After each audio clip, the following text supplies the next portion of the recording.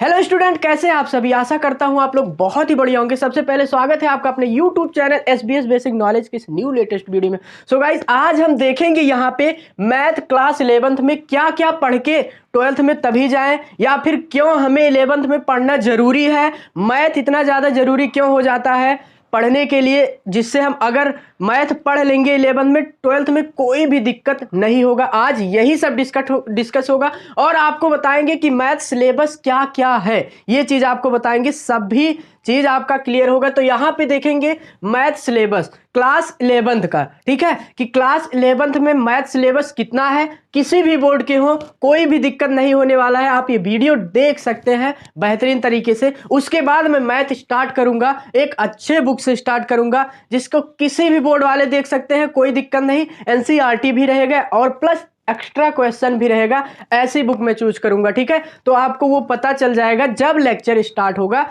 फिलहाल अभी हम जानेंगे बेसिक चीज, मैथ में थोड़ा सा बेसिक चीज जानेंगे कि आखिरकार कौन सा चैप्टर पढ़ ले जिसको एकदम छोड़ ही नहीं सकते हैं। ऐसा कौन सा चैप्टर है अगर हमें मिल जाए तो मजा आ जाए, ठीक है। वैसे तो सारे चैप्टर जो है सभी बहुत ज्यादा इंपॉर्टेंट है, क्योंकि मान लो आपको 11th में कहीं ना कहीं 11th में आप नहीं पढ़े, 12th में वो काम भी नहीं आएगा। बट आप मैथ पढ़ क्यों रहे हैं? जिससे आपको भविष्य में कभी ना कभी काम आए, है ना, जिससे आप कंपिटिटिव एग्जाम दे तो उसमें आपको मिल जाए। तो इसीलिए तो मैथ लेते हैं आप, इसीलिए पढ़ते हैं। तो आपके लिए सभी चैप्टर जरूरी है। लेकिन मान लो कि ऐसा कोई दिक्कत हो गया, ऐसा कोई प्रॉब्लम हो गया जिससे आप कुछ चैप्टर नहीं पढ़ पाए, तो कोई दिक्कत नहीं, आप 12th बहुत अच्छे से कर सकते हैं, उसमें कोई दिक्कत नहीं। वही मैं बताने वाला हूं कि कौन सा चैप्टर बिना पढ़े 12th में जाना ही नहीं है, ठीक है। तो यहां पे देखिए भाई, पहला हमारा इकाई है, जो फर्स्ट इकाई है मैथ बुक में। अगर आप देखेंगे, चाहे NCERT उठा लीजिए, किसी भी बोर्ड का कोई भी बुक आप उठा लीजिए,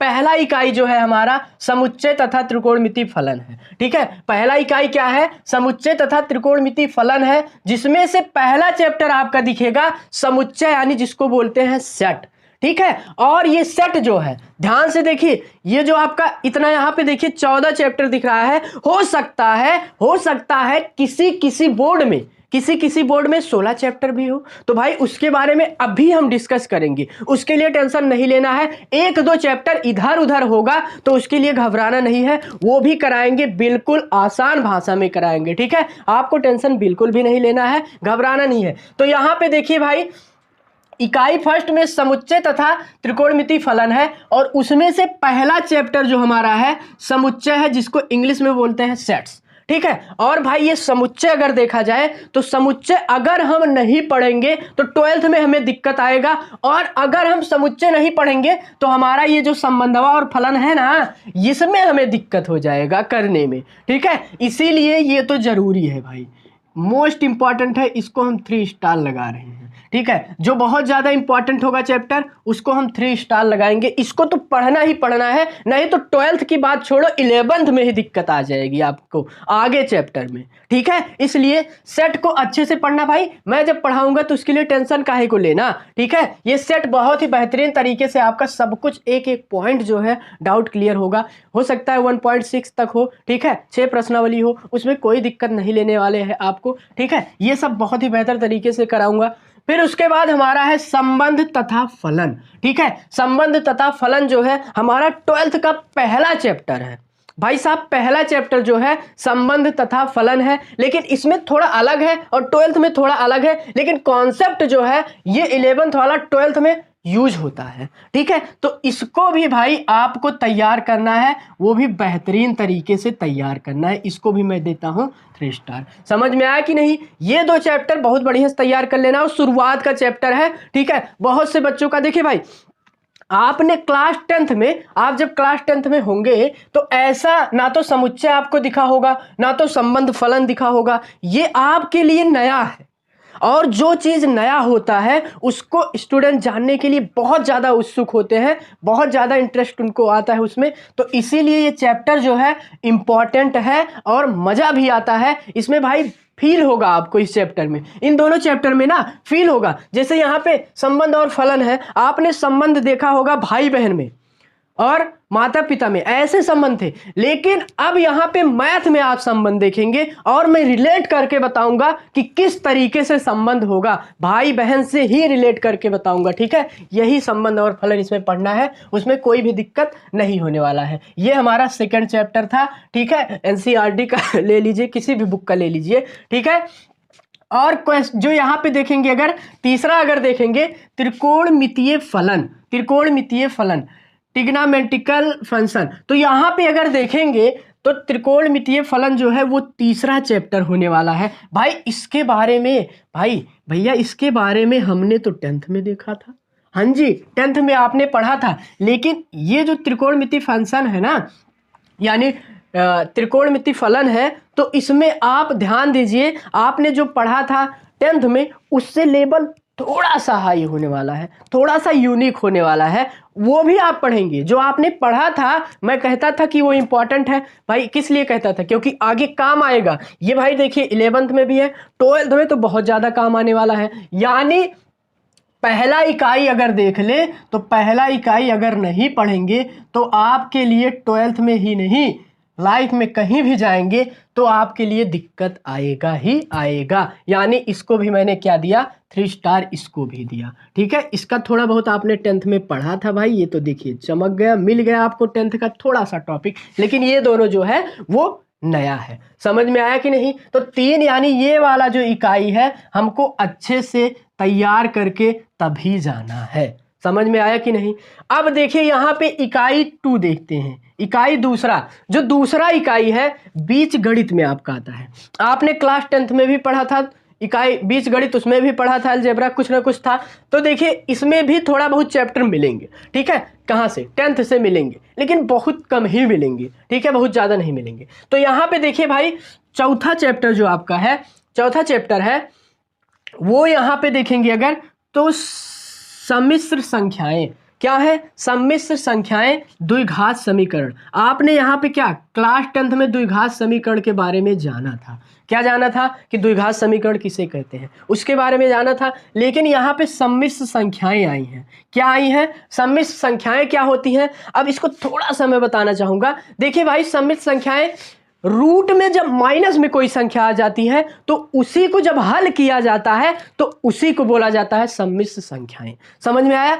तो ये थोड़ा सा नया है आपके लिए और ये क्लास 10th का है, ठीक है। समझ में आया? इसने इसको आपने, तो इसी का मतलब रूट में, जैसे मान लीजिए रूट है और रूट में आपका -16 दिख गया, तो अगर रूट में 16 होता था तो इसको आप निकाल के क्या करते थे, 4 कर देते थे। लेकिन यहाँ पे -16 है तो इसको हल करने का तरीका यहाँ पे आपको मिलेगा, कहाँ पे? सम्मिश्र संख्याएं जब आप पढ़ेंगे तब। समझ में आया कि नहीं? अब उसके बाद यहाँ पे रैखिक असमीका देखेंगे, लीनियर इक्वेशन, ठीक है। रैखिक असमीका जो है आपका, अगर ये देखेंगे, ये चैप्टर नंबर 5वां है आपका, ठीक है। चैप्टर नंबर 5वें के अंतर्गत आता है क्लास 11th में, किसी भी बुक में देखेंगे तो हो सकता है कि इसके बीच में, यानी चैप्टर नंबर 6, जैसे मान लीजिए अगर बिहार बोर्ड लेंगे तो हो सकता है चैप्टर नंबर 6 कुछ अलग हो, बट घबराना नहीं है, ये भी चैप्टर आपका है, ठीक है। बस इधर उधर हमने कहा नहीं, कि पहले ही मैंने बताया कि एक आध चैप्टर जो है किसी किसी बोर्ड में एक्स्ट्रा है, ठीक है, एक आध चैप्टर, तो उसके लिए घबराना नहीं है, उसके लिए अलग सेशन हो जाएगा, आपको बता दिया जाएगा। बस आप इतना तो पहले पढ़िए ना, चैप्टर सभी मिलेंगे, चैप्टर सभी मिलेंगे, बस 1-2 चैप्टर जो है वो एक्स्ट्रा होंगे आपके लिए। बिहार बोर्ड के लिए हो सकता हो, राजस्थान बोर्ड के लिए हो, एमपी बोर्ड के लिए हो, यूपी बोर्ड के लिए हो, तो सभी के लिए हो सकता है एक आध चैप्टर इधर उधर हो, बाकी आपको पढ़ना वही चीज़ है, सेम चीज़ है, तो पढ़ने में कोई कंजूसी नहीं करना है, ठीक है। ये आपका हो गया चैप्टर नंबर 5। अब यहाँ पे देखेंगे चैप्टर नंबर 6 जो हमारा है, क्रमचय तथा संचय, ठीक है। क्रमचय तथा संचय, ये भी आपके लिए बिल्कुल नया है। देखिए ये भी आपके लिए, एक पल के लिए अगर ये चैप्टर नहीं पढ़ेंगे ना तो चल जाएगा, यानी इसको हम 2 स्टार देते हैं। अगर 11th में नहीं पढ़ेंगे तो कोई दिक्कत नहीं है, चल जाएगा काम, कोई दिक्कत नहीं। और ये भी अगर नहीं पढ़ेंगे, इसको भी हम देते हैं 2 स्टार। लेकिन पढ़ना सभी चैप्टर है, क्योंकि नहीं पढ़ेंगे तो दिक्कत हो जाएगा, है ना। क्योंकि आपको अगर नहीं पढ़ेंगे, देखिए, तो आपको वो चीज़ का नॉलेज नहीं मिल पाएगा, ठीक है। अगर आप थोड़ा बहुत पढ़ेंगे तो आपको नॉलेज जो मैंने कहा नहीं पढ़ना है वो बिल्कुल आसान चैप्टर है। जैसे ये आपका रैखिक असमीका है तो ये बिल्कुल इजी चैप्टर है। क्रमचय संचय है ये बिल्कुल इजी चैप्टर है। इसमें थोड़ा सा कॉन्सेप्ट लगाएंगे आपका आ जाएगा, कोई दिक्कत नहीं। अब यहाँ पे द्विपद परमीय, तो द्विपद परमीय तो पढ़ना ही पढ़ना है भाई साहब, अगर नहीं पढ़ेंगे तो दिक्कत हो जाएगा 12th में। अनुक्रम तथा श्रेणी ये जो आपका है ये भी है, लेकिन इसको अगर एक पल के लिए देखिए, ये अनुक्रम तथा श्रेणी तो इसको आप 2 स्टार दीजिए। ठीक है, कितना स्टार? 2 स्टार। थोड़ा सा मतलब इंपॉर्टेंट है, ज़्यादा नहीं है, लेकिन आपको पढ़ना तो है, मैंने पहले ही बताया। अभी मैं आपको इस सबको मिटा के एक चीज़ बताने वाला हूँ जो कि आपके लिए बहुत ज़्यादा इंपॉर्टेंट है, बहुत ज़्यादा ज़रूरी है। वो अगर नहीं जानेंगे दिक्कत हो जाएगा। ठीक है कि भाई पढ़ें, इतना पूरा चैप्टर क्यों पढ़ें 11th में, क्या मतलब है? वैसे ही पास होना है, लेकिन आपको पढ़ना है। ध्यान दीजिए, अब यहाँ पे हमारा क्या है? इकाई नंबर 3 है। अब इकाई नंबर 3 में क्या है? तीसरा इकाई जो है निर्देशांक ज्यामिति है। ठीक है, क्या है भाई साहब? निर्देशांक ज्यामिति है। अब निर्देशांक ज्यामिति के अंतर्गत 3 चैप्टर आते हैं। ठीक है, पहला जो हमारा है सरल रेखा। ठीक है, अगर देखेंगे पहला चैप्टर जो है हमारा वो सरल रेखा आता है। अब ये सरल रेखा यानी सीधी ऐसे ऐसे लाइन रहेगी, उसके बारे में हम कुछ ना कुछ जानेंगे इसमें मैथ में। ठीक है, और उसके बाद शंकु तथा प्रतिच्छेद आएगा, शंकु तथा प्रतिच्छेद आएगा, और फिर उसके बाद त्रिविमीय ज्यामिति आएगा। त्रिविमीय ज्यामिति आपका 12th में भी है, इसीलिए इसको पढ़ना है भाई साहब, ये इंपॉर्टेंट है। ठीक है, क्योंकि भाई ये जो त्रिविमीय ज्यामिति है ये आप सोच रहे हैं सिर्फ मैथ में ही होगा, नहीं, ये फिजिक्स में कहीं ना कहीं थोड़ा बहुत काम आएगा, इसीलिए इसको पढ़ना तो बहुत ज़्यादा जरूरी है भाई साहब। ठीक है, इसीलिए 3 स्टार। अगर मान लीजिए 12th में नहीं मिल रहा है तब भी कोई दिक्कत नहीं है, क्योंकि भाई ये फिजिक्स में आपको यूज होता हुआ दिखेगा। जब आप क्लास 12th या 11th में भी पढ़ेंगे तो यूज होता हुआ दिखेगा। शंकु परिच्छेद ये भी आप पढ़ लीजिएगा, इंपॉर्टेंट है, ये भी इंपॉर्टेंट है। ठीक है, ये 10 चैप्टर हो गए। अब इकाई नंबर भाई साहब 4 आता है, जो कि ये तो बादशाह है ही। अगर इसको नहीं पढ़ेंगे तो 11th में भी दिक्कत होगा और 12th में भी दिक्कत होगा। तो ये चैप्टर तो जरूर पढ़ लीजिएगा, इसको हम 4 स्टार देते हैं। सबसे ज्यादा इंपॉर्टेंट ये चैप्टर है। अगर ये चैप्टर आपने नहीं पढ़ा तो समझ लीजिए कुछ नहीं पढ़ा। ठीक है, तो समझ लीजिए कुछ पढ़ा ही नहीं। सीमा तथा अवकलन, सीमा तथा अवकलन ये कलन का टॉपिक है। अगर ये नहीं पढ़ेंगे तो 12th में आपको दिक्कत ही दिक्कत होने वाला है, ये बात लिख के रख लीजिए। ठीक है, उसके बाद हमारा इकाई नंबर 5 जो है वो आता है। इकाई नंबर 5 का नाम है सांख्यिकी तथा प्रायिकता, और इसके अंतर्गत 2 चैप्टर आते हैं। एक तो हमारा सांख्यिकी आता है और एक तो प्रायिकता आता है। तो ये तो आपने देखा ही होगा, ये भाई क्लास 9th में से ही इम्पोर्टेंट है, तो इसको 3 स्टार हम देंगे। अब बात आती है कि भैया ये चैप्टर हम पढ़े ही क्यों, ये सब चैप्टर पढ़े ही क्यों, क्या जरूरी है? तो मैंने जैसे ही ये जो चैप्टर दिख रहा है कि जिसको मैंने 2 स्टार दिया है कि बहुत ज़्यादा इंपॉर्टेंट नहीं है, ये चैप्टर हम पढ़े ही क्यों, ये हमारे दिमाग में आता होगा। ठीक है, क्यों पढ़े? तो भाई इस चीज़ को मैं बताता हूँ, थोड़ा सा बताऊँगा कॉन्सेप्ट। इतना चैप्टर आपको अच्छे से पढ़ना है, मैंने चैप्टर फ्लो दिया है। मैंने ये भी बताया कि किसी किसी बोर्ड में हो सकता है एक आध चैप्टर और हो। ठीक है, क्योंकि अब की बार पिछली बार ही थोड़ा टॉपिक जो है वो रिड्यूस हुआ था, यानी कटा हुआ था, तो हो सकता है थोड़ा सा एक आध चैप्टर किसी किसी बोर्ड में हो, तो उसके लिए घबराना नहीं है, उसका भी अलग सेशन होगा, उसके लिए भी वीडियो आएगा। तो ये वीडियो सभी के लिए है, किसी भी बोर्ड के लिए ये चैप्टर आपको मिलेंगे। अगर आप बुक उठा के देखेंगे तो ये चैप्टर मिलेंगे ही मिलेंगे। ठीक है, तो अब देखिए यहाँ पे थोड़ा सा मैं चीज़ बताने वाला हूँ, थोड़ा सा अच्छी बातें। ठीक है, ध्यान दीजिए, इसको मिटा दे, फिर उसके बाद आपको मैं बताता हूँ। देखिए भाई साहब, देखिए यहाँ पे मैं ये कहने वाला हूँ कि भाई ये सब हम 11th पढ़े ही क्यों। पहली बात तो 11th इसलिए पढ़े जिससे हम किसी भी चीज़ की अगर तैयारी करें, जैसे मान लीजिए IIT हुआ, क्या हुआ? IIT हुआ। ठीक है, या फिर नीट हुआ, क्या हुआ भाई साहब? नीट हुआ, नीट हुआ, एनडीए हुआ, एनडीए हुआ, या फिर डिफेंस में कोई ले लीजिए, ठीक है। ये सब एग्जाम जो है ये क्लास 11th के ही मैथ से लगभग लगभग होते हैं। ये बात नोट करके रख लीजिए भाई साहब, क्योंकि 11th जो है वो बेस होता है, ठीक है। तो भाई ये 11th पढ़ना क्यों ज़रूरी है, जिससे आप आगे भविष्य में कुछ अच्छा कर पाएँ, कुछ बेहतर कर पाएँ। इसलिए 11th का सारा चैप्टर जो है पढ़ना बहुत ही ज़्यादा ज़रूरी है। आई होप ये चीज़ आपकी क्लियर हो गई होगी, ठीक है। तो अब ये मत कहिएगा कि सर मैं ये चैप्टर पढ़ लूँ इससे मेरा ये काम हो जाएगा, ये चैप्टर पढ़ लूँ ये काम हो जाएगा। आपको सभी चैप्टर बहुत ही बेहतर तरीके से, अच्छे से समझ के बेहतर तरीके से पढ़ना है, ठीक है भाई साहब। तो इसीलिए आपको आईआईटी करना हुआ, नीट करना हुआ, एनडीए करना हुआ, डिफेंस करना हुआ, कुछ भी डिफेंस में ले लीजिए कोई भी चीज़, तो आपको ये 11th का ही काम आएगा। भाई पढ़ क्यों रहे हैं? पढ़ हम इसीलिए रहे हैं जिससे हमें भविष्य में काम आए, तो क्यों हम किसी चीज़ को छोड़ें, है ना। और दूसरी चीज़, ये तो पहली बात रही कि कॉम्पिटिटिव एग्ज़ाम के लिए पढ़ेंगे, और दूसरी चीज़ जो है वो 12th को बेहतर बनाने के लिए, 12th को बेहतर करने के लिए, ठीक है। 12th को जो है वो बेहतर करने के लिए हमारी दूसरी चीज़ है कि हम 11th पढ़ेंगे तो हमारा 12th बहुत ही बेहतर होगा। ये मैं पूरे दावे के साथ कहता हूँ। अगर आप 11th पढ़ेंगे अच्छे से, मैथ अच्छे से, एक एक टॉपिक सब कुछ मैं ही करवाऊँगा, बहुत ही बेहतर तरीके से फील के साथ करवाऊँगा। उसके लिए टेंशन नहीं लेना है आप किसी को, ठीक है, किसी लोग को टेंशन नहीं लेना है। और उसके बाद तीसरा जो है, इसमें मैं 3 पॉइंट बता रहा हूँ। पहली बात तो कॉम्पिटिटिव एग्ज़ाम के लिए, और 12th आपका बेहतर करने के लिए, और तीसरी बात जो है आपका कि आप पढ़ के किसी को पढ़ा सकते हैं, बहुत ही बेहतर तरीके से पढ़ा सकते हैं। क्या कर सकते हैं? आपका छोटा भाई है उसको आप पढ़ा सकते हैं, कहीं कोचिंग में जाके आप पढ़ा सकते हैं, ठीक है। नॉलेज देने से नॉलेज घटता नहीं है, लेकिन आप नॉलेज सीखेंगे तभी तो देंगे। तो आप पढ़ा सकते हैं, पढ़ा सकते हैं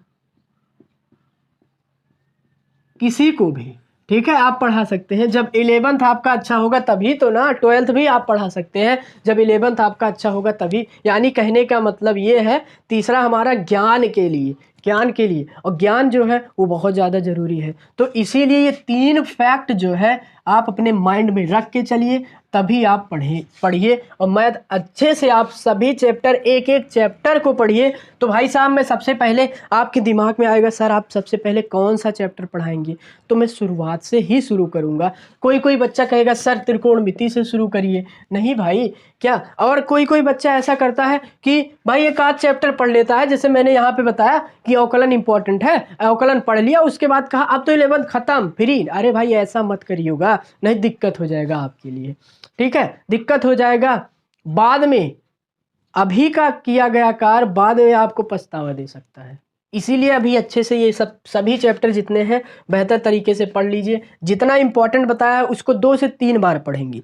भाई मेरा इंपॉर्टेंट बताने का मतलब ये था, जिसको मैंने 3 स्टार दिया है, पढ़ना तो सब है, पढ़ना सब है, लेकिन जिसको बहुत ज़्यादा इंपॉर्टेंट बताया था, 3 स्टार दिया था, उसको 2 से 3 बार आप पढ़िए तो आपके लिए बहुत बेहतर होगा। और जिसको मैंने 2 स्टार दिया है उसको भाई आप 1-2 बार पढ़ सकते हैं, 1 बार पढ़ लेंगे तब भी आपका काम चल जाएगा, क्योंकि जो इसको मैंने 2 दिया है वो लगभग ईजी ही होता है, ठीक है। ये बात ध्यान दीजिए, इतना चीज़ आपको ध्यान देना है, फिर उसके बाद मैथ में उतर जाना है। तो भाई साहब सबसे पहला चैप्टर मैं आपको पढ़ाऊँगा सेट समुच्चय, ठीक है, और सीरियल वाइज से सभी चैप्टर चलेंगे, ठीक है। कौन सा बुक होगा ये मैं नेक्स्ट वीडियो में बताऊंगा। देखिए आप किसी भी बोर्ड से हो, मैं जिस बुक से पढ़ाऊंगा उस बुक में एक्स्ट्रा क्वेश्चन होंगे जो आपके कॉम्पिटिटिव में पूछे जाएं, जो बोर्ड एग्जाम में जो कहते हो क्वेश्चन आ जाता है उस तरीके से, ठीक है। क्योंकि 11th में आपका बोर्ड होना नहीं है, जो आपका एग्ज़ाम होगा एनुअल एग्ज़ाम होगा, यानी फाइनल वाला एग्ज़ाम जो होगा उसमें जो का तो क्वेश्चन आ जाएगा, और आपका प्रैक्टिस सेट भी होगा। इसके लिए घबराना नहीं है, इसका पीडीएफ भी दिया जाएगा, इसका पीडीएफ भी दिया जाएगा। कब दिया जाएगा, कैसे दिया जाएगा, सब कुछ बताया जाएगा, उसके लिए आपको टेंशन नहीं लेना है भाई साहब। लेकिन आपको प्रॉपर डेली जो है सभी क्लासेस आपको लेना है, तभी तो ये सब आपको पता चलेगा। और किस तरीके से पढ़ाऊंगा आप ये 1 से 2 दिन में जान जाएंगे, फील के साथ पढ़ाऊंगा, ठीक है। ऐसा आपको नहीं मिलने वाला है, तो इसीलिए ये सब चैप्टर जो है आपको पढ़ना है, अच्छे से तैयार करना है। तो भाई बस आज के लिए इतना ही, मैंने थोड़ा सा जो है आपको सिर्फ चैप्टर के बारे में बताना चाहा। और समझाना चाहा। अब हो सकता है कि मैं कल या परसों से जो है इसका एक वीडियो जो है सेट का मैं ले आऊँगा, ठीक है। और केमिस्ट्री आपका चल ही रहा है प्रॉपर, उसके बाद फिजिक्स भी कल मैं शुरू कर दूंगा, फिर परसों केमिस्ट्री, इस तरीके से होगा। एक दिन फिजिक्स, एक दिन केमिस्ट्री, एक दिन मैथ, इसी तरीके से 11th वाले का कुछ दिन चलेगा, लगभग एक महीने लगभग इस तरीके से चलेगा। फिर उसके बाद सभी क्लासेस जो है वो कंटिन्यू हो जाएंगी। उसके लिए आपको टेंशन नहीं लेना है, घबराना नहीं है, सब कुछ अच्छे से किया जाएगा। और इसमें से भी कुछ टॉपिक जो है वो कटे हैं, जैसे मान लीजिए समुच्चय से कुछ चीज़ हटा दिया गया है, या फिर मान लीजिए इसमें से कोई चैप्टर है थोड़ा चीज़ जैसे प्रश्नावलियाँ हटाई गई हैं, तो उसके लिए घबराना नहीं है। जो हटाया गया होगा उसको मैं पूरा फुल देख के अच्छे से तब आपको बताऊंगा, उसके लिए घबराना नहीं है, ठीक है। किसी भी बोर्ड के हो आपको टेंशन नहीं लेना है, मैथ सेम ही होता है, तो आपको बेहतर तरीके से पढ़ना है। तो आई होप इतनी चीज़ आपका जो है वो क्लियर हो गया होगा। तो थैंक फॉर वॉचिंग। तो चलिए भाई, आज की वीडियो यहीं पे एंड करते हैं। जय हिंद, वंदे मातरम, टेक केयर, स्वस्थ रहिए, मस्त रहिए और अपने पढ़ाई में व्यस्त रहिए। जय हिंद, वंदे मातरम।